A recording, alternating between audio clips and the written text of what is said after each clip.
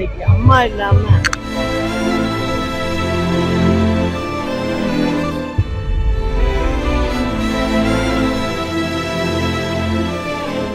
அம்மாவோடய வந்திருக்கேன். அம்மாவுடைய நினைவாக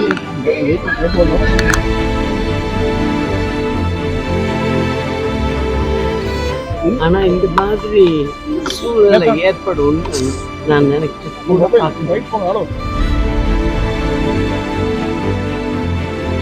மேடம் இங்க வந்து அம்மாவுடைய முழு உருவ சிலை திறப்பதற்கான இது நாளைக்கு அடி பூமி பூஜை போடுற மாதிரி சொன்னாங்க. அந்த மாதிரி ஏதாவது நடவடிக்கை இருக்க மேடம்? நான் அம்மாவுக்காக தான் பூஜை பண்ண நான் வந்திருக்கேன். ரொம்ப வருஷம் கழிச்சு உடனே வந்திருக்கீங்க, எப்படி ஃபீல் பண்றீங்க?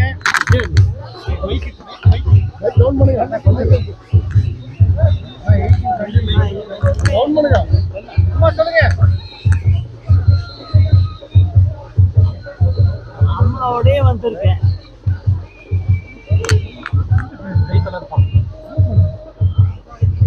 இன்னைக்கு அம்மா இல்லாம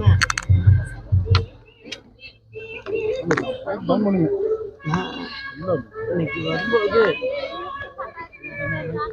அம்மாவுடைய நினைவாக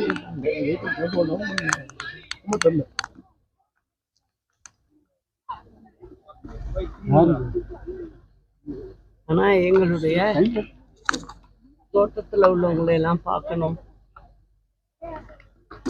அப்படிங்கிற அந்த இதுல இன்னைக்கு வந்திருக்கேன். ஆனா இந்த மாதிரி ஒரு சூழ்நிலை ஏற்படும் நான் நினைச்சு கூட பார்க்கிறேன்.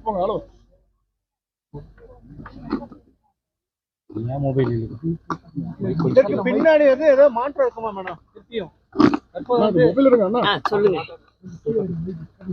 சொல்லுங்க சொல்லுங்க.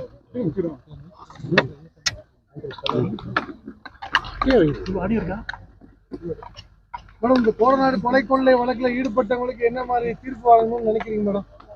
நிச்சயமாக எங்களுடைய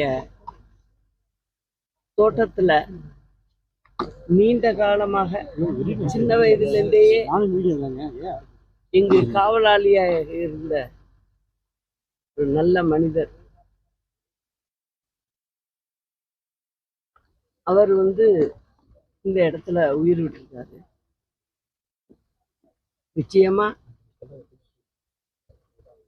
உண்மையான குற்றவாளிகள் யார் என்பது அம்மா தெய்வமாக இருந்து நிச்சயம் அவர்களுக்கு தண்டனை வாங்கி கொடுப்பார்.